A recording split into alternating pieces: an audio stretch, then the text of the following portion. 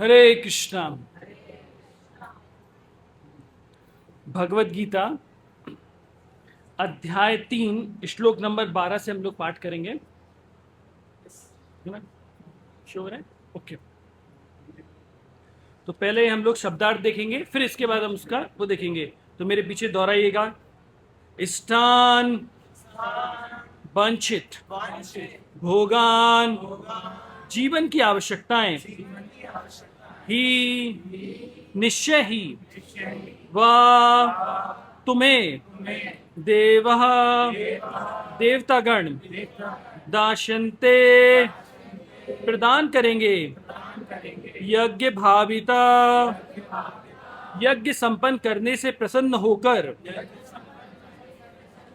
ते उनके द्वारा दत्ता प्रदत्त वस्तुएं अप्रदाय बिना भेंट किए एभ्य इन देवताओं को या जो भूंगते भोग करता है स्तेन चोर एवं निश्चय ही सह वह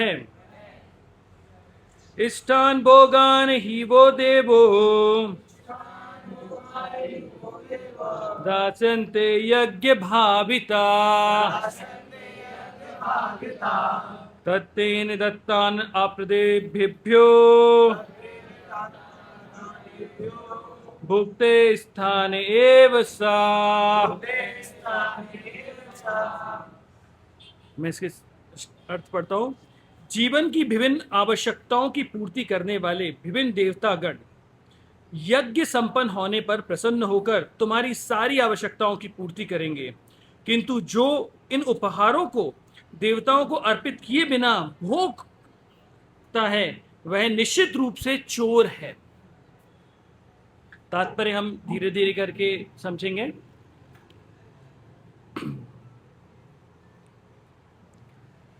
हरे कृष्णा। तो मैं सर्वप्रथम आप सबका बहुत आभारी हूँ, विशेष रूप से हिज ग्रेस ऋषवानंद प्रभु का, कि उन्होंने मुझे ये अवसर दिया कि आज आप जैसे भक्तों का मुझे संग प्राप्त हो। तो बहुत बहुत धन्यवाद आप सभी का। निर्वाण प्रभु बोल रहे थे कि मैं बहुत बिजी हूँ और मेरे पास इतना समय नहीं, मैं ऐसा कुछ बिल्कुल भी बिजी नहीं था और मेरे पास हमेशा समय रहा है। मैं अपने आप को बहुत ही खुशकिस्मत समझता हूँ कि आज आपके समक्ष श्रीमद् भगवद गीता से पाठ करने का अवसर मुझे प्राप्त हुआ। मैं अभी ऋषवानंद प्रभु कृष्ण मुकुंद प्रभु से चर्चा कर रहा था, तो मैंने बता रहा था कि आज जगन्नाथ जी के इस विग्रह को देखकर, इस सेंटर को देखकर हृदय के अंदर बहुत ही आनंद की अनुभूति हो रही है। और उसके पीछे कारण ये है कि जब हम लोग 2004 में, मतलब बहुत छोटे छोटे रहा करते थे, 10th क्लास में थे, 10th 11th क्लास में थे, और उस समय हिज ग्रेस रूप गौर प्रभु ने हमें कृष्ण भावना मित्र के बारे में बताया था। हम कुछ गिने चुने बच्चे हुआ करते थे और हम उनके यहाँ जाते थे और ये सुना करते थे कक्षाओं के बारे में। और फिर उसके बाद हम लोग अपने जयस्तंभ चौराहे पे, हनुमान चौराहे पे, जो अपना सरकारी अस्पताल है उसके जो पाटनी मेडिकल है उसके जस्ट पीछे एक मंदिर है, तो अलग अलग मंदिर में हम लोग जाया करते थे और वहाँ पर जाकर हम लोग कीर्तन किया करते थे, लोगों को भगवान के बारे में बताया करते थे। तो उस समय कभी हमें लगा नहीं था कि भगवान की इतनी कृपा होगी और यहाँ जगन्नाथ जी स्वयं पधार जाएंगे। हरि बोल। तो भगवान ने ऋषवानंद प्रभु को एक माध्यम बनाया और सभी भक्तों की प्रार्थना को स्वीकार किया और यहाँ पर स्वयं जगन्नाथ जी पधारे। मुझे याद है मैं उज्जैन मंदिर में था और ऋषवानंद प्रभु मेरे पास आते हैं और कहते हैं, प्रभु चलिए, चलना है। मैं कहाँ जाना है? तो मैं और आनंद प्रभु साथ में थे, हम प्रसाद लेके उठे थे, बोला आइए चलते हैं। मंदिर में जगन्नाथ जी की हमारी सेवा रहती है कि जब भी रथ यात्रा होती है तो जगन्नाथ जी को लेकर जाने की सेवा होती है। तो उन्होंने बोला, प्रभु जी जगन्नाथ जी को उठा लीजिए। तो जगन्नाथ जी को उठाया और इनोवा में बिठाया। मैं, जगन्नाथ जी कहाँ जा रहे हैं? बोला, प्रभु जी कहाँ जा नहीं रहे हैं, कहाँ पधार रहे हैं? मैंने कहाँ पधार रहे हैं? बोला गुना पधार रहे हैं। तो जब मुझे पता लगा तो सब समझ में आया कि जगन्नाथ जी अभी गुना पधार रहे हैं। जगन्नाथ जी जा नहीं रहे, जगन्नाथ जी आ रहे हैं, गुना में आ रहे हैं। तब हृदय में बहुत आनंद की अनुभूति हुई कि जगन्नाथ जी गुना में आ रहे हैं। हम यहाँ पर जब देखते हैं कि किस प्रकार से रथ यात्रा का आयोजन आप सब मिलके करते हैं, तो खुशी का, मैं लास्ट टाइम लिखा भी था ग्रुप में कि कभी ये सोचा नहीं था कि इस लेवल पे जाके भक्ति बढ़ जाएगी गुना में। हम लोग, मुझे याद है एक बार हमने नगर संकीर्तन निकाला था, कुछ छोटे छोटे, मैं, कृष्णेश्वर प्रभु और समर्थ कृष्ण प्रभु और हम लोग सब थे और हम लोगों ने निकाला था।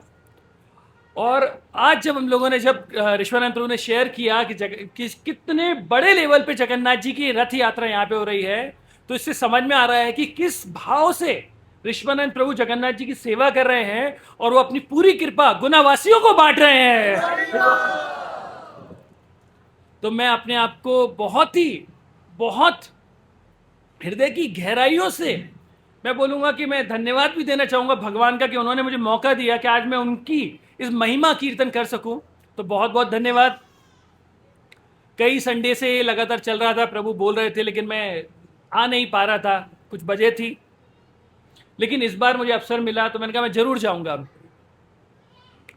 तो आप सबके समक्ष बैठकर और जहां पर मेरा जन्म हुआ, मुझे बड़ी खुशी मिल रही है, क्योंकि ऐसा लगा नहीं था कि कभी गुना शहर में भी इतना हो पाएगा। तो बहुत अच्छा लग रहा है देखकर। जगन्नाथ जी यहाँ पे विराजित हैं, आप सब जगन्नाथ जी की कृपा प्राप्त कर रहे हैं गुना जैसे शहर में। तो एक बार की बात है, जैसे हम यहाँ पे प्रवचन में देख रहे हैं कि चोर कौन है, या क्या हम चोर हैं, जो आज हमारा शीर्षक है, इस पर हम विचार करेंगे। क्या हम चोर हैं? तो अगर हम कथा सुनते हैं तो कथा का तो महत्व है ही कि हमें कुछ ना कुछ तो प्राप्त होता ही है। तो एक बार की बात है, एक व्यक्ति प्रतिदिन भगवान की कथाएं सुनने आता था। जैसे आप सब बैठे हुए हैं ऐसे ही वो कथा सुनने आता था। और जब वो कथा सुनने आता था तो उसकी एक परेशानी थी, वो आता था और सो जाता था। वो आया बेचारा और आकर आगे बैठ गया, कथा प्रारंभ हुई और वो सो गया। वैसे ही निद्रा मैया की तो कृपा है ही कथा में, के बीच में जो रहते हैं, वो आता और सो जाता। तो बेचारे प्रवचनकर्ता को आप देखिए कि वो बोल रहे हैं और देखिए आगे बैठ के आदमी कर्नाटे मार रहे हैं। तो व्यक्ति बोलते बोलते धीरे धीरे, भगवान ने कहा था, जिससे थोड़ी नींद खुल जाए, तो ऐसे वो बोलते। तो बेचारे के धीरे से नींद खुलती तो थोड़ी शर्म आने लगी, तो फिर वो थोड़ा लेट आने चालू कर दिया। तो लेट आता और पीछे बैठ जाता। लेकिन फिर क्या थी, आदत तो आदत है, निद्रा देवी की स्पेशल कृपा है, तो पीछे बैठकर भी सो जाता। तो बेचारे अभी भागवत जो करता थे वो बड़े चिढ़ गए। तो अब वो आते तो उसे कमेंट करने लगे। तो वो जैसे ही आते तो वो बोलते, आ गया क्या? क्या बोलते? आ गया क्या? तो ठीक है भाई, वो बेचारा चुपचाप से आया बीच में। तो जैसे ही वो आया तो क्या बोले, वो क्या बोले? आ गया क्या? तो समझ में आ गया, रे रे रे, है ना। फिर वो बेचारा धीरे से बैठ जाता। तो जैसे ही बैठता वो क्या बोलते, बैठ गया क्या? क्या बोलते? बैठ गया क्या? चुपचाप बैठ जाता। फिर आदत से तो मजबूर है ही, फिर क्या होता, सो जाते। तो प्रवचन करता क्या बोलते, सो गया क्या? क्या बोलते? तो बेचारा सो गया, है ना। थोड़ी देर बाद किसी ने कौन ही मारी, तो बेचारा लगा साथ प्रवचन कंप्लीट, अब प्रसाद की बारी। तो जाने लगा। तो प्रवचन करता क्या बोलते हैं, जा रहा है क्या? क्या बोलने लगे? फिर वो दूसरे दिन आया तो आते ही सबसे पहले क्या बोला प्रवचन करता ने, फिर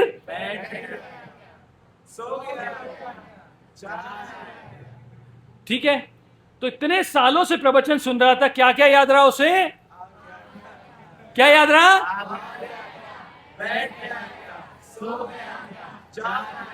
चार चीजें याद हो गई भाई उसको, है ना। अब एक दिन वो अपने घर पे सो रहा था, सोते में एकदम उसके घर में एक चोर आता है। अब जो दिन भर सुनेंगे वही तो रात को बड़बड़ाएंगे। तो जैसे ही चोर आया तो वो क्या बोलता है? अरे चोर ने कहा बाप रे देख लिए कि मुझे, है ना। तो बेचारा चुपचाप से नीचे बैठ गया। तो क्या बोलता है ये? चोर ने कहा आज फंस गया, आज बहुत पिटने वाला हूं। चोर ने अपनी आंखें बंद कर ली। तो वो क्या बोलता है? चोर ने कहा कि आज अगर बचना है तो यहां से भागना ही चाहिए, नहीं तो ये तो सब कुछ पता है, सोते सोते भी बोल रहा है। तो वो जाने लगा। तो ये क्या बोलता है? तो अगर आप कथाएं सुनते हैं भगवान की, भले ही क्यों ना सोते समय सुनते हैं, लेकिन आपको हमेशा लाभ मिलेगा। तो जिस प्रकार से उनको लाभ प्राप्त हुआ। तो चलिए हम आगे बढ़ाते हैं हमारे इस प्रवचन को। तो तात्पर्य को हम धीरे धीरे पढ़ते हैं और उसको समझने का प्रयास करते हैं। आप लोग साथ में मेरे? पक्का? हाँ। तो देवतागण भगवान विष्णु द्वारा भोग सामग्री प्रदान करने के लिए अधिकृत किए गए हैं, अतः नियत यज्ञों द्वारा उन्हें अवश्य संतुष्ट करना चाहिए। वेदों में विभिन्न देवताओं के लिए विभिन्न विभिन्न प्रकार के यज्ञों की संस्तुति है, किंतु वे सब अंततः भगवान को ही अर्पित किए जाते हैं। किंतु जो यह नहीं समझ सकता कि भगवान क्या है, उसके लिए देवयज्ञ का विधान है। तो यहां पे बताया गया है कि देवतागण भगवान विष्णु के क्या है, एक प्रतिनिधि की तरह कार्य कर रहे हैं। किस प्रकार कार्य कर रहे हैं? प्रतिनिधि की तरह कार्य कर रहे हैं। तो पिछले श्लोक में आपने देखा होगा कि किस प्रकार से देवता और मनुष्यों के बीच में एक परस्परिक रिश्ता है कि देवताओं ने भगवान द्वारा दी गई वस्तुएं अर्पित करेंगे और उसके बदले जो मनुष्य है वो क्या करेंगे? यज्ञ अर्पण करेंगे। यहां पर भी वही बताया गया है। लेकिन जो डायरेक्ट भगवान की सेवा नहीं कर सकते, इसलिए उन्हें बोला है कि देवताओं को अर्पित कीजिए। अनुष्ठानकर्ता के भौतिक गुणों के अनुसार वेदों में विभिन्न प्रकार के यज्ञों का विधान है। तो जिस प्रकार के गुण होते हैं किसके अंदर, जो भी अनुष्ठान करता है, जो भी व्यक्ति होते हैं, उसके अनुरूप ही यज्ञ बताए गए हैं। जैसे यहां पे बताया विभिन्न देवताओं की पूजा भी उसी आधार पर अर्थात गुणों के आधार के अनुसार की जाती है। उदाहरणार्थ मांसाहारी को देवी काली की पूजा करने के लिए कहा जाता है, जो भौतिक प्रकृति के घोर रूपा है, और देवी के समक्ष पशु बलि का आदेश है। किंतु जो सतुगुणी हैं उनके लिए विष्णु की दिव्य पूजा बताई गई है। अंततः समस्त यज्ञों का ध्येय उत्तरार्थ दिव्य पद प्राप्त करना है। तो यहां पे क्या बताया है कि जिस गुण में व्यक्ति रहता है उस गुण के अनुसार वो उस देवताओं की पूजा करता है। अगर कोई मांसाहारी व्यक्ति है, वो मांसाहार करता है, तो शास्त्रों में उसके विषय में ही बताया गया है कि आपको क्या करना पड़ेगा। आपको अमावस्या की रात में काली मंदिर जाना होगा और काली मंदिर जाकर फिर वहां पे जाके मांस काटा, उसकी बलि दी जाती है। और उसमें भी ये बताया जाता है, मांस मतलब क्या होता है? मां अंश, मेरा अंश। तो जिसका आप काट रहे हो, सिर काट रहे हो, जिसकी बलि दे रहे हो, तो उसका होता है कि उसे इस 84 लाख योनियों में ऊपर की योनि प्राप्त हो। और एक संस्कृत में श्लोक आता है, उसमें बोलते हैं कि ओ प्रिय गोट या बकरी, मैं तुम्हारा सर काट रहा हूं, अगले जन्म में तुम मेरा काटना। तो यहां पर मांसाहारी बताया गया है। लेकिन जो सतुगुणी लोग होते हैं उनके लिए क्या बताया गया है? किसकी पूजा बताई गई है? विष्णु की। तो जो व्यक्ति जिस गुण में है, सतोगुण में, रजोगुण में, तमोगुण में, जिस भी गुण में है, उसके अनुसार उस देवताओं की पूजा वो करता है।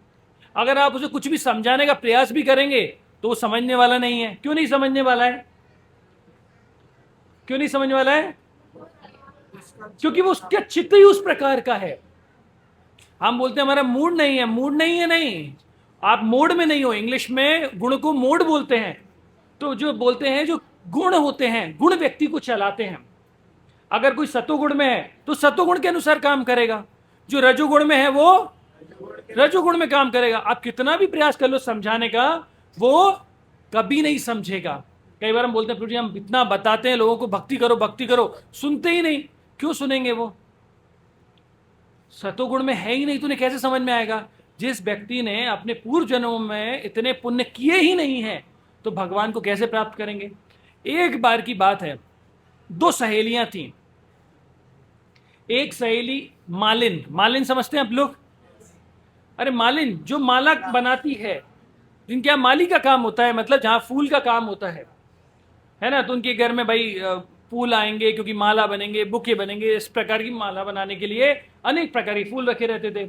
उनकी एक सहेली थी, वो कौन सी थी? मछुआरन थी। वो कौन थी? मछुआरन थी। वो किसका कार्य करती थी?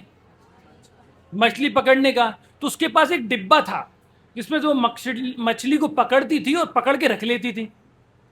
फिर बेचारी मर जाती थी और उसे फेंक देती थी, ना कभी धोती ना कुछ करती। तो इस प्रकार से वो रखती थी। आपको पता है मछली से कितनी बदबू आती है ना? तो वो उसके ही वो डब्बे में ना कभी धोया, तो सोचो कितनी बदबू आती होगी उसमें। तो ऐसी बदबू वाला उसका डब्बा था। तो एक बार मालिन ने अपनी मछुआरन सहेली से कहा कि आओ कभी हमारे घर में, है ना, आते ही है मिलने के लिए, तो आओ कभी हमसे मिलने। तो वो एक दिन भाई उसके घर पहुंची। तो बड़ी मालिन जो उसकी सहेली थी, उसने बड़ा अच्छे से अपनी सहेली को बुलाया, अच्छे से उसे भोजन कराया, अच्छे से रखा उसे। फिर उसे बोला कि अरे आज एक दिन के लिए यहीं रुक जाओ। तो उसने कहा ठीक है। तो एक अच्छे से कमरे जहां पर चारों तरफ फूल ही फूल रखे थे, उसमें उसको सुलाया। रात को 10 बजे सुलाया। बेचारी सोती है लेकिन नींद ही नहीं लग रही। 10 से 11 बज गए, 11 से 12 बज गए, नींद ही नहीं आ रही बेचारी मछुआरन को। तो बेचारी वो मालिन पहुंची और पहुंच के बोलती है, अरे सखी हुआ क्या, तुम सो नहीं पा रही हो? बोला मैं सोने का बहुत प्रयास कर रही हूँ, नींद नहीं आ रही। बोला क्यों? बोले इस कमरे से बहुत बदबू आ रही है मुझे। बोले बदबू आ रही है? बोला हाँ कि बहुत बदबू आ रही है। अरे बाहर मेरा वो मछली वाला डब्बा रखा है, जरा उसे उठा के लाओ। तो फिर वो उसके डब्बे को उठा के लाई। बोला थोड़ा दो। उसने उसको सूंघा और फिर बड़ी चैन से सो गए। तो उस मछुआरन को जब उसने मछली की सड़ी हुई बदबू को जब से सूंघा, तब उसे आनंद की नींद आई। फूलों के बीच उसे नींद नहीं आई। तो क्योंकि जिसे बदबू में रहने की एक बार आदत पड़ जाती है, उसे खुशबू भी कैसी लगती है? बदबू लगती है। तो अगर हम किसी को बोलते हैं भक्ति करो, बोले नहीं नहीं नहीं, और गुनाह की तुम्हारे लोगों की आदत ही है, बोले भाभी भक्ति करो, पास में आप करो। हम तो बहुत करते हैं, हम तो घर में मौका ही नहीं मिलता हमें तो इतना। हम क्या करते हैं, हम तो शाम को फ्री होते हैं, अनुपमा देख लेते हैं। फिर हमें देखना पड़ेगा ना अनुपमा का क्या चल रहा है कि नहीं? पुनर्जन्म का हमें पता लगा कि पुनर्जन्म होते हैं किस नाटक से? ये रिश्ता क्या कहलाता है से, है ना। मैं छुट्टियों में घर पे आया तो ये पता लगा कि नायरा की बेटी क्या है, कुछ है ना, उसकी बेटी वो है और उसकी बेटी वो है। तो कई जन्मों से उनका रिश्ता चल रहा है ना। तो इससे पता लगा कि पूर्व जन्म कैसे होते हैं, वहां पता लगता है। तो कई बार व्यक्ति जिस मोड में होता है समझ में ही नहीं आता है। तो सामान्य व्यक्तियों के लिए कम से कम 5 यज्ञ आवश्यक हैं और उन्हें पंच महायज्ञ कहते हैं। तो यहां बताया शास्त्रों में कि सामान्य व्यक्ति को कितने यज्ञ करने चाहिए? कम से कम 5 यज्ञ करने चाहिए। कौन कौन से यज्ञ होते हैं वह, और क्यों करने चाहिए यज्ञ? ये 5 यज्ञ इसलिए करने चाहिए क्योंकि हम जब घर गृहस्थी के कार्य करते हैं तो घर गृहस्थी के कार्य करते समय अनेक प्रकार के पाप हमसे हो जाते हैं। जब आप पानी भरते हैं घर में, गर्मी का समय पता ही है, नल कितने दिनों से टाइम से आ रहे हैं, तो पानी भरते समय, रोटी बनाते समय, अग्नि जलाते समय, तो जब भी ये घर के जितने कार्य होते हैं तो उसमें अनेक प्रकार के पाप हो जाते हैं। तो उस पाप के शमन के लिए शास्त्रों में 5 प्रकार के यज्ञ बताए गए हैं। तो पहला यज्ञ होता है देव यज्ञ। पहला यज्ञ कौन सा है? देव यज्ञ। इन्हें ऋण भी बोलते हैं, ऋण भी बोलते हैं, क्या बोलते हैं? ऋण भी बोलते हैं। लेकिन इन्हें यज्ञ के रूप में भी बताया कि अगर इस ऋण से मुक्त होना है तो आपको यज्ञ करना पड़ेगा। तो पहला हुआ देव यज्ञ। तो हमें अग्नि में देवी देवताओं को आहुति देना होता है, तो देव ऋण। देव ऋण के बाद आता है ऋषि ऋण या फिर ऋषि यज्ञ। ऋषि यज्ञ अर्थात इतने सारे ऋषि मुनि हैं जिन्होंने विभिन्न प्रकार के शास्त्र लिखे हैं, है ना। भगवद गीता किसने लिखी है? भगवद गीता किसने लिखी है? गणेश जी ने लिखी है भाई। व्यासदेव ने तो बोली थी। एक बार मैं वैसे ही बता रहा था किसी से, मैं भगवद गीता किसने लिखी है, मैंने कहा व्यासदेव ने। उनने बोली थी। मैंने कहा अच्छा थैंक यू, गणेश जी ने लिखी है। मैंने कहा बिल्कुल सही। तो व्यासदेव तो वो भी एक ऋषि हैं, तो उनके ऋण हमको लगेंगे। इतने प्रकार के सप्त ऋषि हैं, तो ऋषि तो उनका वो ऋण होता है। तो जब यज्ञ करते हैं तो वो यज्ञ करने से हमको क्या होता है? उस ऋण से मुक्त होते हैं। तीसरा यज्ञ होता है पितृ ऋण। तीसरा कौन सा होता है? पितृ ऋण या पितृ यज्ञ।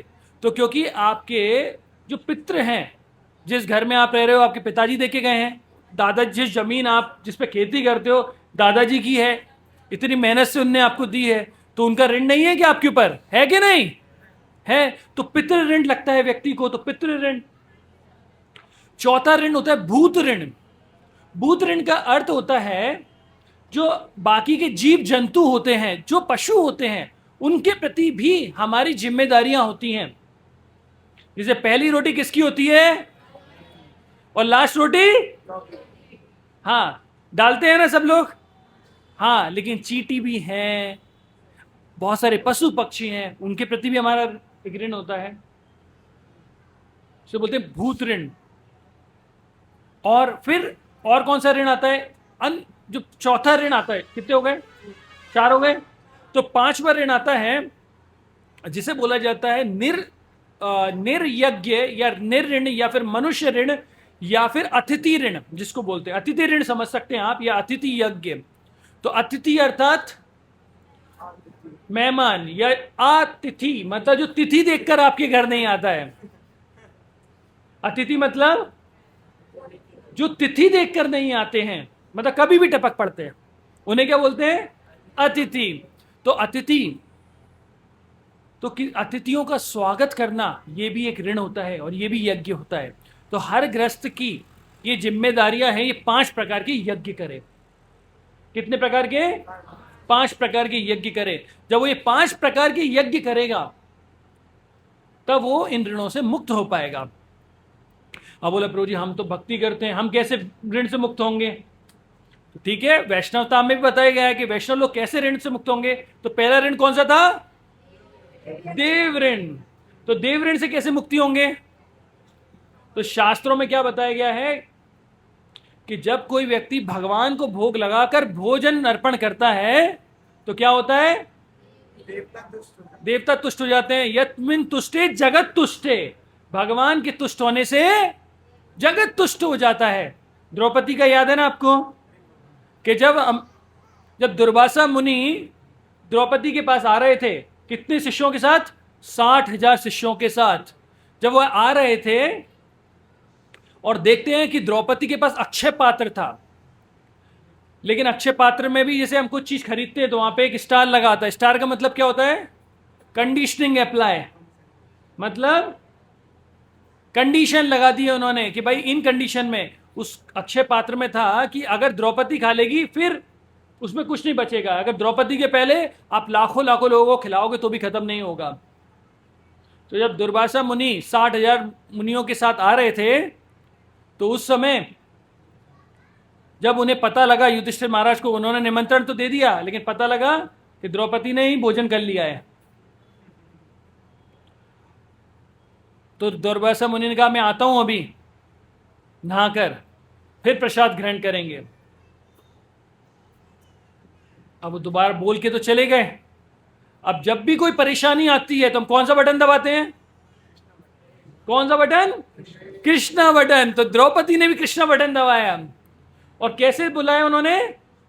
प्रेम के साथ, हृदय के साथ। कैसे बुलाया उन्होंने? हरे कृष्णा कृष्णा कृष्णा हरे हरे, हरे राम राम राम हरे हरे। जैसे भगवान को हृदय से पुकारते हैं वैसे ही भगवान आ जाते हैं। तो भगवान आ गए, और जैसे ही भगवान आए तो भगवान ने कहा बहुत भूख लग रही है। तो द्रौपदी ने कहा वैसे तो टेंशन में है।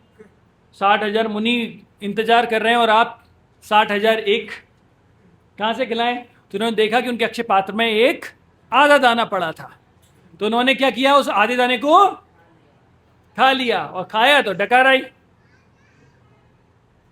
भगवान को डकार आई तो सारे जगत को डकार आ गई। तो यस्मिन तुष्टे, तो बस केवल भगवान को तुष्ट करने से सब तुष्ट हो गए। फिर दुर्वासा मुनि ने सभी, जैसे उन सबको डकार आई, बोला पेट भर गया बिना खाए, बोला अभी चलना चाहिए यहाँ से। दुर्वासा मुनि ने कहा क्यों? बोला पहली बार मैंने भगवान के एक भक्त थे अम्बरीश महाराज, उनको परेशान किया था, तो भगवान का सुदर्शन पीछे पड़ा था, अब यहाँ से भाग लेना चाहिए, नहीं तो पहली बार छोड़ दिया था, अब नहीं छोड़ेंगे।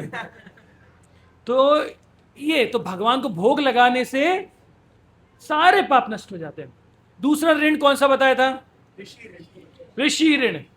तो जब हम भगवत गीता श्रीमद् भागवतम का निरंतर अपने घर में पाठ करते हैं तो हम ऋषि ऋण से भी मुक्त हो जाते हैं। तीसरा ऋण कौन सा बताया था? पितृ ऋण।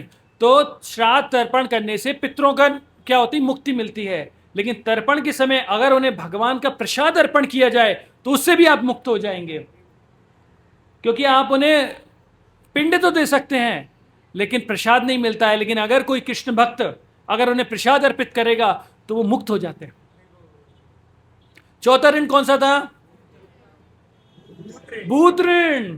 तो जीव जंतुओं को तो हमें क्या करना चाहिए? भोग लगाना चाहिए, और उस भोग को ही सभी में बांटना चाहिए, है ना।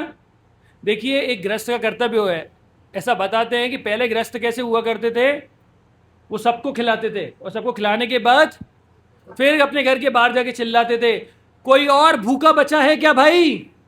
कोई और भूखा है? अगर वो है तो पहले ग्रहण करो। बोले प्रभु जी ऐसे करेंगे तो लाइन लग जाएगी। हाँ, सभ्यता नीचे गिरती जा रही है, इसलिए आप देखिए सभ्यता को और नीचे गिराने के लिए क्या खुल गए? होटल। आपको पता है पहले होटल नहीं हुआ करते थे, तो अतिथि किसी के भी घर जाते थे और वहां पर गृहस्थ लोग बड़े प्रेम के साथ उन्हें खिलाते थे, पिलाते थे और स्थान देते थे। आजकल क्या हो गया है? ओयो करो, है ना, होटल्स आ गई हैं। तो ये थोड़ी हमारी सभ्यता को गिराने वाली चीज होती है, लेकिन हम बदल तो सकते नहीं।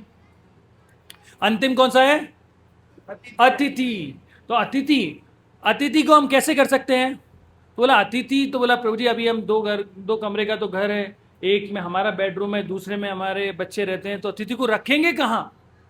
कोई बात मत रखिए, यहाँ पे ऋषभ प्रभु हैं, कृष्ण मुकुंद प्रभु हैं, ऐसे महान वैष्णव यहाँ पर हैं, उन्हें घर पर बुलाइए और वैष्णव को घर बुला के प्रसाद अर्पण कीजिए। हरि बोल। तो जब ऐसे वैष्णव को हम घर बुलाएंगे तो हम अतिथि ऋण से भी मुक्त हो जाएंगे। चलिए आगे बढ़ते हैं।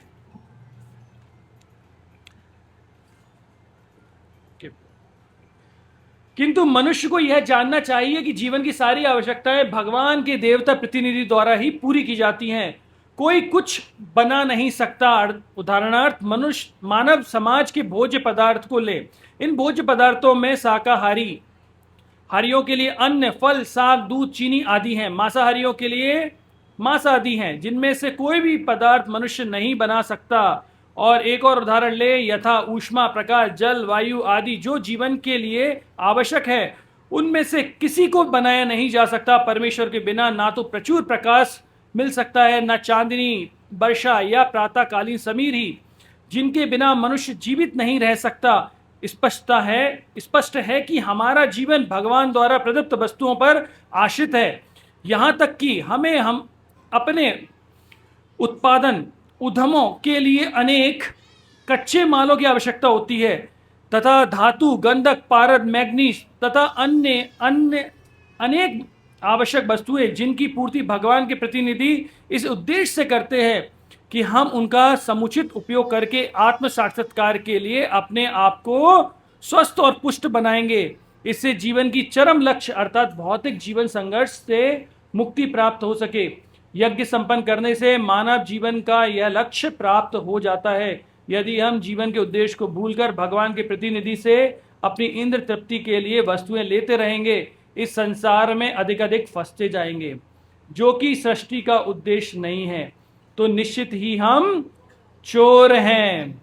इस प्रकार हम प्रकृति के नियमों द्वारा दंडित होंगे। चोरों का समाज कभी सुखी नहीं रह सकता क्योंकि उनका कोई जीवन लक्ष्य नहीं होता। भौतिकवादी चोरों का कभी कोई जीवन लक्ष्य नहीं होता। उन्हें तो केवल इंद्र तृप्ति की चिंता रहती है।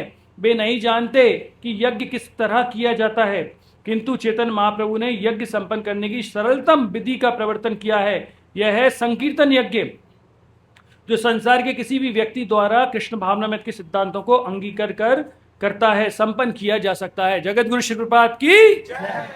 तो यहां पर बताया गया है कि अगर हम भगवान द्वारा दी हुई चीजों को केवल अपनी इंद्र तृप्ति में लगाएंगे तो हम क्या कहलाएंगे? चोर कहलाएंगे। मान लीजिए आपके घर में बिजली आती है, इलेक्ट्रिसिटी सबके घर में आती है। अगर आप उसका बिल दिए बिना अगर बिजली का उपयोग करते हैं तो आप क्या कहलाते हैं? चोर। है ना, पेपर में आती है ना, बिजली चोरों को पकड़ा गया। करेक्ट। तो आपके घर में लाइट आ रही है, वो इलेक्ट्रिसिटी आ रही है, उसका बिल आप देंगे नहीं तो चोर कहलाएंगे। तो सूरज, चंद्रमा, ऊष्मा, अग्नि, ये कौन दे रहा है? कौन दे रहा है? भगवान। और अगर उनके द्वारा दी गई चीजों का उनको अर्पण नहीं करेंगे, यज्ञ नहीं करेंगे, तो हम क्या कहलाएंगे? चोर। तो आपको समझ में आया? मान लीजिए मैं आपके अगर घर जाता हूं और आपसे बिना पूछे आपकी किसी चीज को उठा लेता हूं। मान लीजिए प्रभु जी का मोबाइल रखा है, मैं इनसे बिना पूछे ले लेता हूं, तो मैं क्या कहलाऊंगा? चोर। लेकिन यदि मैं प्रभु जी से पूछकर उनसे मांग कर अगर लेता हूं तो वो क्या कहलाएंगे? चोर कहलाएंगे क्या? कभी नहीं कहलाएंगे। तो अगर हम भगवान की चीजें अगर भगवान की सेवा में लगाते हैं तो क्या हम कभी चोर कहलाएंगे? नहीं। आप इससे अगला जो श्लोक आएगा उसमें बताते हैं कि जो भगवान को अर्पण नहीं करता और चीजों को ग्रहण करता है, ऐसा व्यक्ति पापी कहलाता है। अगर आप भगवान को अर्पण किए बिना, लेकिन हम तो यहां जगन्नाथ जी को भोग लगाते हैं, है ना? ये कौन है? जगत के नाथ हैं। ये कौन है? जगत के नाथ हैं। और जब जगन्नाथ जी को भोग लगाएंगे और भोग लगा हुआ ही खाएंगे तो क्या हम चोर कहलाएंगे? नहीं कहलाएंगे। तो चोर तभी कहलाते हैं जब हम बिना भोग लगाए करते हैं। अब यहां पे 5 प्रकार की यज्ञ बता दी गए। बोला प्रभु जी कलयुग में तो बड़ी मुश्किल की बात है, घी खाने को नहीं मिलता तो यज्ञ में कहां से डालें? शुद्ध घी मिलता है क्या? कई बार गाय उसमें डब्बे पे लेकर रहता है गाय का शुद्ध घी, तो पहले यह भी देखना पड़ेगा गाय शुद्ध है कि नहीं। जर्सी गाय का लेके आ जाते तो परेशानी हो जाती है। तो शुद्ध गाय का शुद्ध घी संभव है?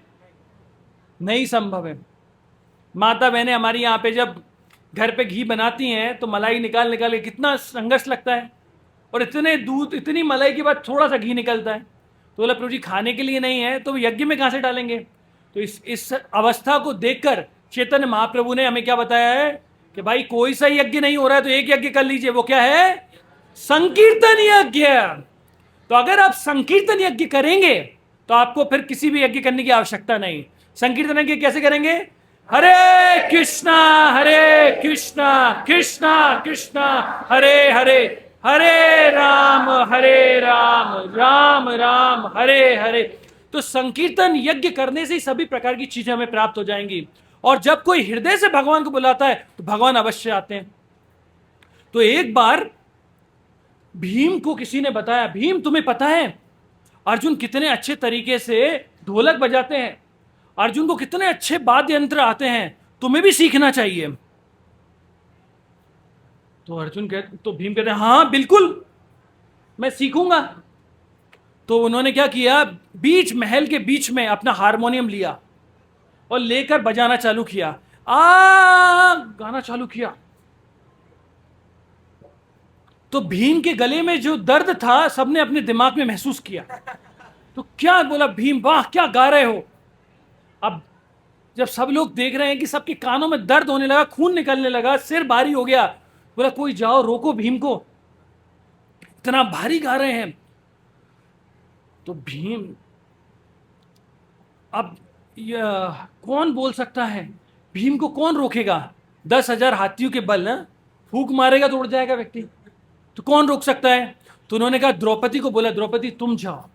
तो द्रौपदी आके बोलती आहा वाह क्या गा रहे हो तुम, वाह ऐसे गाने से स्वयं भगवान प्रकट हो जाएंगे क्या।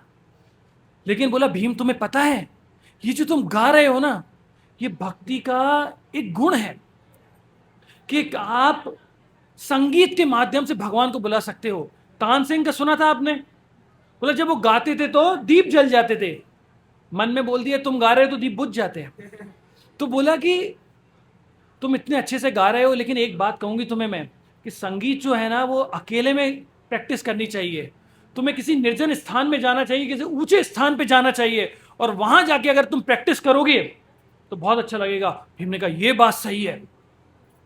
तो भीम जंगलों से होते हुए एक पर्वत पे जाके बैठ गए, अपना हारमोनियम लिया और गाना चालू किया, आंखें बंद करके भगवान को याद करते ऐसे करके। और जब आंखें खोलते तो देखते हैं एक व्यक्ति सामने खड़ा है, हाथ में लाठी है। तो भीम बोलता अरे तुम यहां कैसे? बोलते हैं, वो थोड़ा डर जाता है, बोला अरे तुम यहां कैसे आए? क्या तुम मेरा गाना सुन के यहां पे आए? बोला बता तो दूंगा, पहले एक वचन दो कि तुम मुझे मारोगे नहीं। तो बोलेंगे हाँ हाँ मारूंगा, क्यों, बताओ बताओ। बोला मेरा एक गधा था और वो खो गया, मैंने तुम्हारा गाना सुना तो मुझे लगा वही है, इसलिए मैं यहां आ गया। तो बेचारे भीम ने सुना तो उसका दिल टूट गया। बेचारा चुपचाप से अपने घर महल में जाता है, बड़े दुखी मन से जाता है, और दुखी मन से जाके अपने घर पे पहुंच जाता है, महल में जाता है। युधिष्ठिर महाराज उसे बोलते हैं भीम जाओ कृष्ण को बुला के लाओ। बेचारा भीम को सुनता ही नहीं। जब हम टेंशन में होते हैं, परेशानी में होते हैं, कोई कुछ बोलता है सुनाई देता है क्या हमें? नहीं देता। बेचारा चुपचाप से गया, कई दिनों तक अपने कमरे में बंद रहा। फिर कुछ दिनों बाद युधिष्ठिर महाराज ने गेट खटखटाया, ठक ठक, भीम कृष्ण को बुला लाए। फिर याद आ रहे क्या बोला था युधिष्ठिर जी ने कृष्ण को बुलाने के लिए। तो फिर आंखें बंद करके प्रार्थना करता है, हे कृष्ण कृपा करो, प्लीज आ जाओ, प्लीज आ जाओ। ऐसे कर प्रार्थना करते हैं। इतने युधिष्ठिर महाराज देखते हैं पीछे से कृष्ण चले आ रहे हैं। तो देखते कृष्ण चले आ रहे हैं। तो फिर युधिष्ठिर महाराज मिलते हैं, भीम मिलते हैं, सब बड़े प्रेम से मिलते हैं। मिलने के बाद में भीम थोड़े कॉर्नर में ले जाके पूछते हैं कृष्ण तुम कैसे आए? तो भगवान कृष्ण बोलते हैं तुम जो उस दिन पर्वत पे हारमोनियम लेके बुला रहे थे उस दिन मैं नहीं आया था, लेकिन आज जो तुमने पूरे प्रेम पूर्वक अपने हृदय की गहराई से जब मुझे बुलाया तो मैं आ गया। तो भगवान भावग्राही हैं। भगवान आपके भाव देखते हैं, आप किस भाव से गा रहे हैं इससे कोई फर्क नहीं पड़ता, लेकिन आप जैसे गा रहे हैं, जिस प्रेम से गा रहे हैं, भगवान आ जाते हैं। हम है ना। वैसे भावों का पता नहीं रहता कब किसको कौन सा भाव आ जाए। जैसे एक भागवत करता ऐसे प्रवचन कर रहे थे, बड़े अच्छे से बता रहे थे, उनकी ऐसी लंबी सी दाढ़ी थी, बड़े अच्छे से बता रहे थे कि यशोदा मैया किस प्रकार से दूध निकालती हैं, और बता रहे तो ऐसी उनकी दाढ़ी हिल रही, बहुत अच्छे तरीके से समझा रहे हैं। तो पीछे एक बूढ़ी मां बैठी थी। तो जैसे ही इन्होंने बोला यशोदा मैया, और उन्होंने बोला और वो रोना चालू कर दिया। अरे मैं बता रहा हूं लीला, और उनको भाव आने लगे तो और प्रेम से बोलती हैं कृष्ण को अपने स्तनों से दूध पिलाते, और मां और तेज होने लगी। उन्होंने कहा वाह, पहला दिन होता है। दूसरे दिन फिर वो बूढ़ी अम्मा बैठी रहती हैं और फिर बताते हैं कि किस प्रकार से भगवान ने लीला की, और जैसे ही वो बोलते हैं तो बूढ़ी अम्मा रोना चालू कर देती हैं। तो 1 दिन की कथा, 2 दिन की कथा, 6 दिन की कथा हो गई। 7वें दिन बेचारे भागवत कर्ता से रहा नहीं गया, तो मैया के पास जाकर बोलते हैं अरे मैया एक बात तो बता, ऐसा कौन सा तुझे इस कथा में रस मिल रहा है, ऐसा कौन सा लीला तुझे ज्ञात हो गई, ऐसा कौन सा भाव तेरे हृदय में जागृत हो गया कि तूने रोना चालू कर दिया? तो मैया बोलती है हैं लीला, भाव, प्रेम। बोले ये क्या है? बोले तुम हर दिन रो रही थी ना कथा में। बोलो मैं इसलिए रो रही थी कि बेटा मेरा एक बकरा था, और वो बेचारा वो क्या ना, वो 3 दिन पहले ही मर गया। और जब तुम्हारी बहुत लंबी दाढ़ी है तो तुम जब हिल हिल के बोलते हो तो जब तुम्हारी दाढ़ी हिलती है तुम्हें मेरे बकरे की याद आ जाती है, तो इसलिए मैं रो रही थी। तो देखिए कई बार हम लीला कुछ बता रहे होते हैं और व्यक्ति के भाव कुछ और जागृत हो जाते हैं, इसलिए बीच बीच में पूछते रहना चाहिए भैया सही हो ना, है ना, जागते रहना है ना। जैसे भगवान शिव जी जब श्रीमद् भागवतम की कथा कह रहे थे तो पार्वती जी कहा था मैं कथा कहते कहते आंखें बंद कर लेता हूँ, कई बार सोता तो नहीं हूँ लेकिन आंखें बंद कर कथा बोलता हूँ, तो बीच में सो मत जाना। तो इसलिए बीच बीच में कथा के बीच में तुम क्या करते रहना, क्या करते रहना, तो आप सब सुन रहे हैं ना, कथा समझ में आ रही है ना? हाँ। तो फिर यहाँ पे इसका अगर इस श्लोक का अगर हम सार देखते हैं तो यहाँ बताया कि अगर जो कोई व्यक्ति भगवान को बिना अर्पण किए खाता है, भगवान के भक्तों को नहीं बुलाता, तो वो व्यक्ति क्या कहलाता है? चोर। अरे चोर बन के क्या मिलेगा? और चोर हम बन भी नहीं पाएंगे, क्योंकि सब कुछ, सबसे बड़ा चोर बनने की ताकत किसके अंदर है? भगवान में है ना? तो अगर हमारा दिल, अगर चित्त चोर ने चुरा लिया तो क्या होगा? हम भक्ति में आगे बढ़ जाएंगे। तो वैसे भी हम में किसी भी चीज में आगे बढ़ने की क्षमता नहीं है। सब अगर हमें आगे बढ़ना ही है तो ऐसे चोर के पीछे जाना चाहिए जो इस संसार की हर चीज को चुरा लेता है। तो बताया गया है ब्रजे प्रसीदम नवनीत चोरम चोरा गण्यात्म। तो ब्रजे प्रसीदम नवनीत चोरम, तो यहां क्या बताया कि चोरष्टकम लगा सकते हैं, लगा दे? तो ब्रजे प्रसीदम नवनीत चोरम, तो भाई एक व्यक्ति है जो कौन है? जो कौन ब्रज में प्रसिद्ध है? किसके लिए प्रसिद्ध है? किस चीज के लिए प्रसिद्ध है? चुराने के लिए। क्या चुराने के लिए? नवनीत चोरम, नवनीत चुराते हैं। नवनीत क्या होता है भाई? माखन चुराते हैं। तो नवनीत चोरम। तो और क्या चुराते हैं वो? कुछ और भी चुराते हैं क्या? और कुछ चुराते हैं क्या? तो गोपांगना चा दुकुल चोरम, तो जो गोपियां होती हैं उनके कपड़े भी चुराते हैं। कपड़े चुराने का अर्थ क्या हुआ? बाहरी आवरण चुरा लेते हैं कि भाई अपने आप को ये मत समझो कि आप ये शरीर हो, आप क्या हो? आत्मा है। तो कई बार हम समझ लेते हैं कि मैं स्त्री हूं, मैं पुरुष हूं, मैं ये हूं, मैं वो हूं, तो वो उनके क्या चुराते हैं? आवरण। और क्या चुराते हैं? आपका क्या चुरा लिया भाई जो चोर बोल रहे हो? हाँ, क्या चुरा लिया? अनेक जन्मार्जित पाप चोरम। क्या चुरा रहे हैं वो?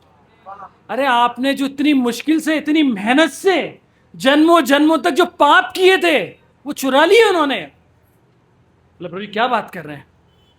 हाँ, अगर पाप नहीं चुराए होते तो आप लोग भक्ति नहीं कर पाते।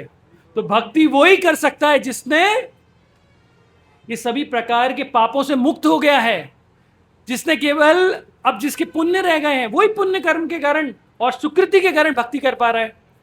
तो आप लोग भक्ति कर रहे हो तो आपके पाप किसने चुरा लिए? तो ऐसे चोरों के अगण्य जो हैं, ऐसे पुरुष को हम लोग क्या करते हैं? प्रणाम करते हैं। और कुछ चुराते हैं क्या?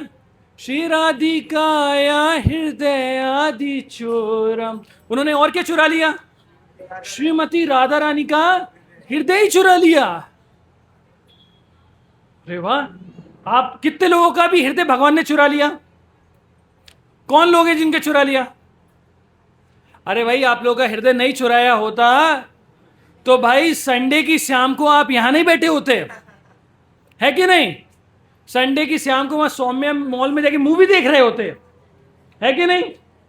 या फिर जाके कहीं वाटर पार्क में जा रहे होते, घूम रहे होते। लेकिन यहां पे आप बचपन में 55 की बातें सुनने आ गए, है कि नहीं? तो ये क्या हो गया है? क्योंकि हृदय चुरा लिया है। और क्या चुरा लेते हैं? और भी कुछ चुरा लेते हैं क्या भाई? तो बताएं, नवम बुद्ध श्यामल की कांति चोरम, तो उन्होंने जो बारिश के बादल होते हैं, जो पहले नए नए बादल होते हैं, जब बारिश आती है तो जो उसकी श्याम कांति होती है वो भी चुरा ली उन्होंने। अच्छा, और क्या चुरा लिया? तो जो भगवान के पद आश्रित, जो भगवान के आश्रित भक्त होते हैं, उनकी समस्त प्रकार की चीजें चुरा लेते हैं वो। ऐसे जो चोरों के अगण्य हैं, जो सबसे सर्वश्रेष्ठ हैं, ऐसे भगवान को प्रणाम करता हूं। और कुछ चुराया क्या उन्होंने? अब चुरा के क्या करते हैं वो? अकंचन कृत पद आश्रित करोति भिक्षुक पति गृहिणम देहिनम। ऐसे भक्तों को सब कुछ चुरा लिया। अब वो क्या बन गए? बेचारे भिक्षुक बन गए हैं। ठीक है। पिछले अकिंचन, अकिंचन मतलब कौन होता है? अकिंचन मतलब वो व्यक्ति जिसके पास कुछ नहीं बचा है, केवल जगन्नाथ जी बचे हैं। क्या बचे हैं? कितने लोग अकिंचन है यहां पर? हरि बोल। तो और क्या बना दिया आपको? भिक्षुक बना दिया। बोला कैसे प्रभु जी, कहां भिक्षुक बनाया है? अरे भिक्षुक नहीं बनाया तो अभी आप लोग जाओगे कट्टा ले लेके जगन्नाथ जी के लिए, है कि नहीं? रथ यात्रा आ रही है, आ रही है कि नहीं आ रही है? तो अभी जाएंगे जगन्नाथ जी के लिए, सबसे बड़े टैक्स कलेक्टर है वहीं, यहां बैठ के पूरे गुना से टैक्स कलेक्ट करेंगे, है ना? बोला हमारे घर में बहुत पैसा होगा लेकिन जगन्नाथ जी अभी डोनेशन इकट्ठा करने भेजेंगे, जाओ। तो जो जो उनके पद आश्रित हैं सभी को भेज दिया उन्होंने, और पथिग्रही नाम, और सबको घर से बाहर निकाल दिया, अपने घर से बाहर निकाल दिया। बोला क्या बात कर रहे हैं प्रभु जी? अरे घर से बाहर नहीं निकाला तो यहां क्या कर रहे हो आप लोग, है ना? तो भाई प्रभु जी घर में मन लगता ही नहीं है, क्योंकि मन तो जगन्नाथ जी को दे रखा है। और क्या करते हैं? बोला ऐसे भीषण चोर, बोला ऐसे भीषण चोर तो दृष्टवा सुतवा ना जगत प्याप्ते, मीन्स ऐसे भयंकर चोर ना तो कभी देखे गए हैं ना सुने गए हैं। और क्या है?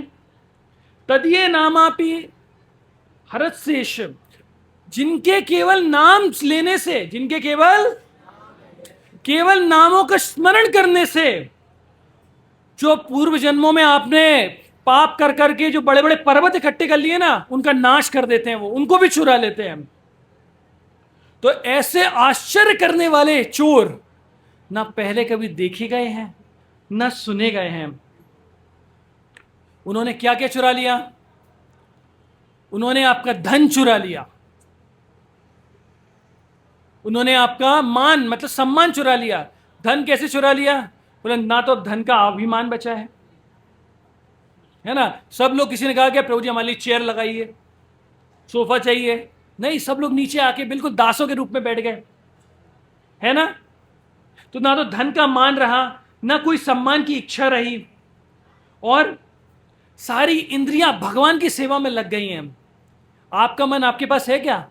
नहीं है प्रभु जी, 2 घंटा बैठ के 16 माला करते हैं, है कि नहीं? उन्हीं में लगा रहता है।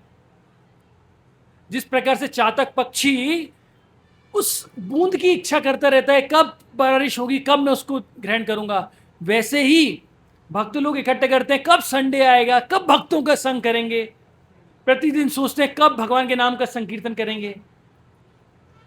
तो वो चोर हैं, और उन्होंने क्या चुरा लिया? आपके सारे प्राण चुरा लिए, सब कुछ चुरा लिया। अब क्या कर रहे हैं? अब चुरा के भाग रहे हैं।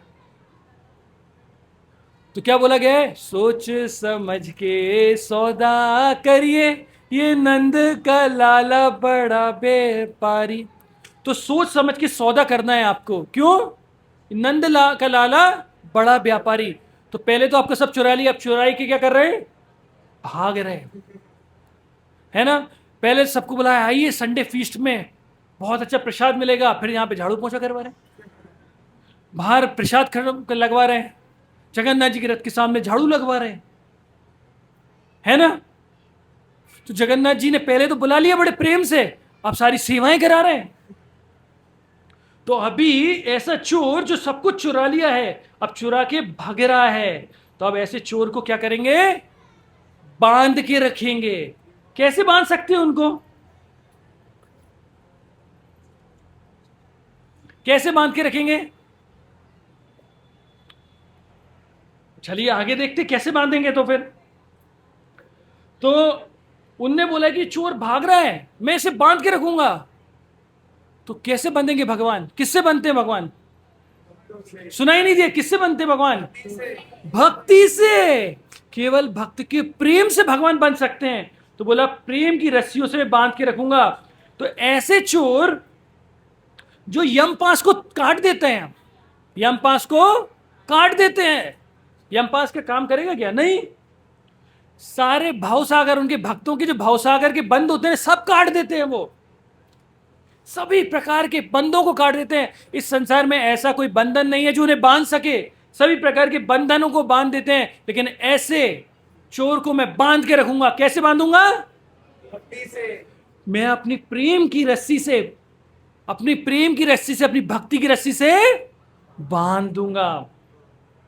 आगे बिलमंगल ठाकुर बोलते हैं कि मेरा मन जिसमें केवल दुख है, कष्ट है, और क्या है, पूर्ण रूप से अंधकार है, अनर्थों से भरा हुआ है, ऐसे चोर को मैं प्रेम की रस्सियों से बांध के यहां डाल दूंगा।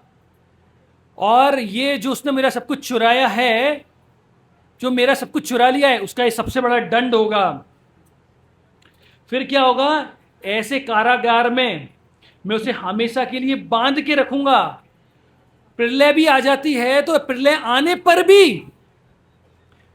पर भी मैं उसे अपने हृदय में बांध के रखूंगा, और कभी भी इस ऐसे चोर को अपने हृदय से जाने नहीं दूंगा। तो आप में से कौन कौन है जो चाहते हैं ऐसे चोर को अपने हृदय में बांध के रखना? हरि बोल। तो बिलमंगल ठाकुर बोलते हैं कि भगवान को अगर बांधा जा सकता है तो केवल एक ही चीज से। किस चीज से? भक्ति से। यशोदा मैया ने सारे वृंदावन की रस्सी लेके आ गई थी, क्या बांध पाई थी? क्या बांध पाई थी? तो भगवान कैसे बंधे? कैसे बंधे?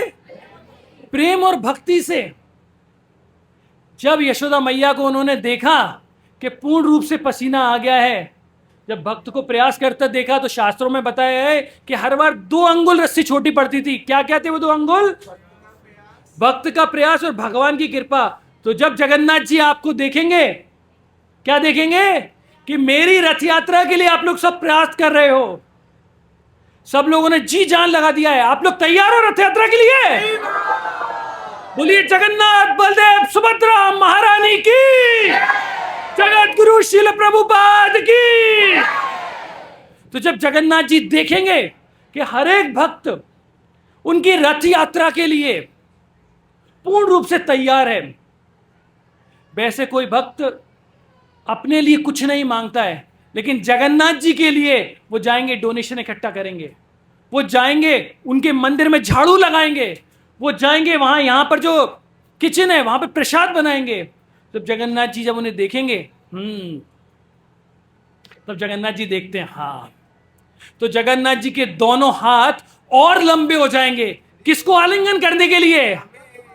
किसको आलिंगन करने के लिए? अरे पास वाली भाभी को मत बोलो, आपको नहीं, भैया को नहीं, किसको? अरे मुझे। किसको? है ना, हमें बोल के थोड़ा कम लगेगा। ये जगन्नाथ जी से सबका अपना रिश्ता है, जगन्नाथ जी से सबका अपना अपना रिश्ता है। तो जगन्नाथ जी ये बड़े बड़े हाथ करके और बड़ी बड़ी आंखों से किसको देख रहे हैं? अरे अभी मैं पूछूंगा ये पत्नी किसकी है, क्या बोलोगे? क्या बोलोगे? हमारी। तो जगन्नाथ जी किसको देखेंगे? सेवा कौन करेगा? पक्का है ना, मतलब वाइफ की टाइम तो याद आ जाता है किसकी है, और भगवान की सेवा, भगवान की सेवा किसकी है? जगन्नाथ रथ यात्रा की जिम्मेदारी कौन लेगा? जगन्नाथ जी की सेवा कौन करेगा? प्रसाद कौन बनाएगा? डोनेशन कौन इकट्ठा करेगा? देखिए सीसीटीवी कैमरे में एक बार रिकॉर्ड हुई चीज डिलीट हो जाएगी, लेकिन जगन्नाथ जी बलदेव जी देख रहे हैं, रिकॉर्ड हो गया है। अभी सुनाई दे रहा है आपको? यहां पे रिकॉर्ड हो गया है। अब जगन नहीं करोगे तो बलदेव जी का हल पास में रखा है, ठीक है? जगन्नाथ बलदेव सुभद्रा महारानी की, ग्रंथराज श्रीमद् भगवद गीता की, जगत गुरु श्रील प्रभुपाद की, सामेत भक्त बिंद की, गौर प्रेमानंदे।